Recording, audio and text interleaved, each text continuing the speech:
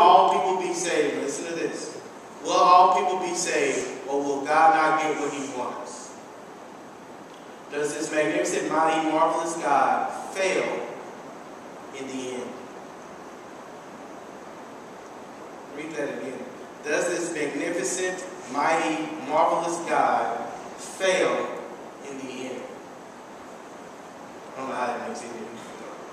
But when I read that, I say, okay, clearly what he's saying is, unless all, the implication is that unless all people are saved and go to heaven, God has failed.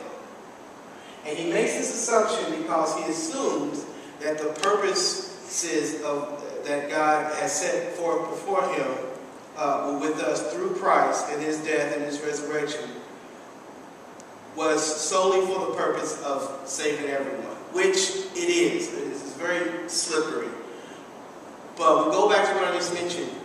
He wants to save everyone so that they can have the choice to love him. We can't stop short of... he wants to save everyone from the one-way ticket to hell. And now you have a choice to love God or engage God in a relationship or not. So the question of failure and success really sets out, really forces us to ask, what is it that God was really trying to achieve? Now, if you have any questions, let me know. I don't want to.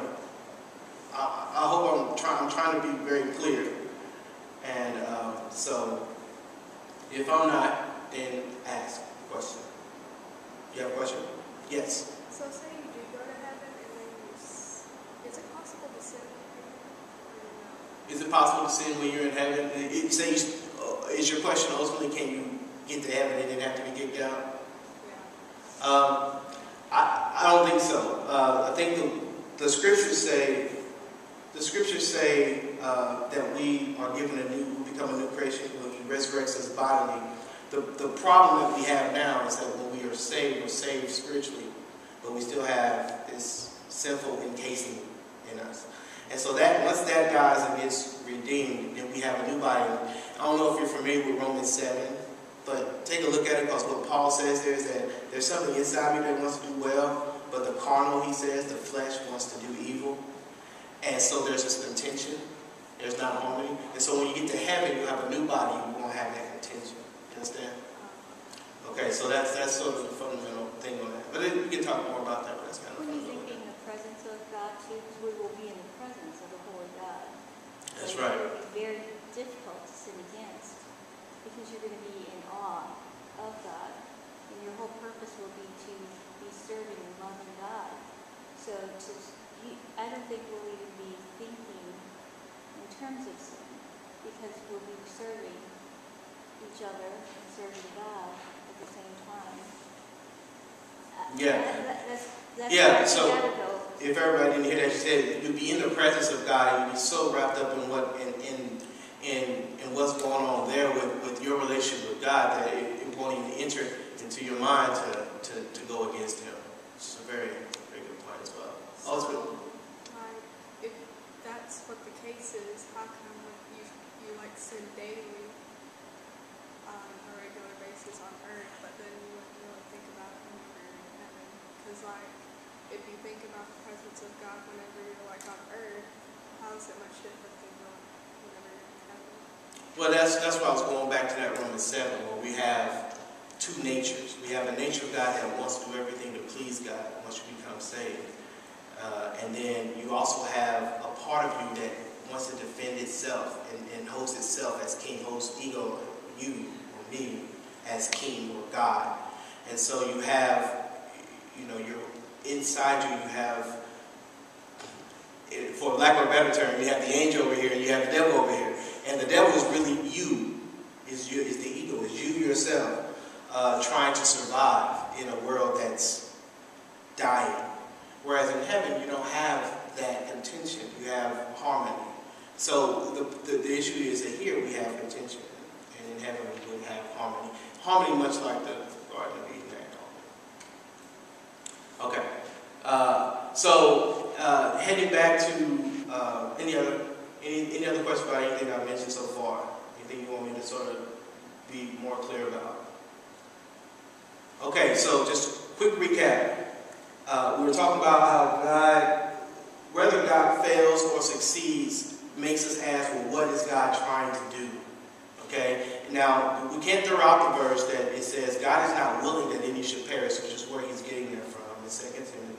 But I think 2 Timothy, I don't want to misquote, but 2 Timothy 2, I believe. It says, God's not willing that any should perish. So God does not want any one of us to perish. Absolutely not. In fact, that's the reason God so loved the world that he gave his only begotten Son. So that whoever can believe in that child, everlasting life. But they do have to believe in it.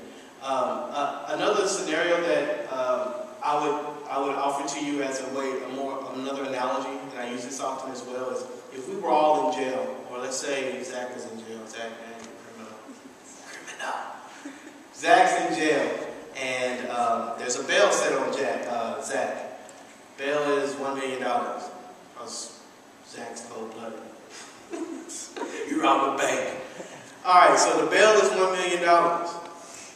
If I come, I don't want Zach in jail. So I pay the bail. I paid the $1 million. I know, it's pretty crazy, right? I paid the bail for Zach. And then the guard goes to Zach and says, hey man, bail's been paid. Now technically from a legal sense, I set out to do what I wanted to do, right? I freed Zach. Did I not? Legally, the thing that's holding him there legally as a price, as a ransom, is paid.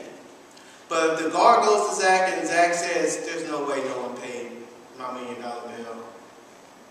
You must want to take me somewhere else. It's a trick. I'm staying right here. I'm staying right here in jail. Would you say Zach is free or unfree?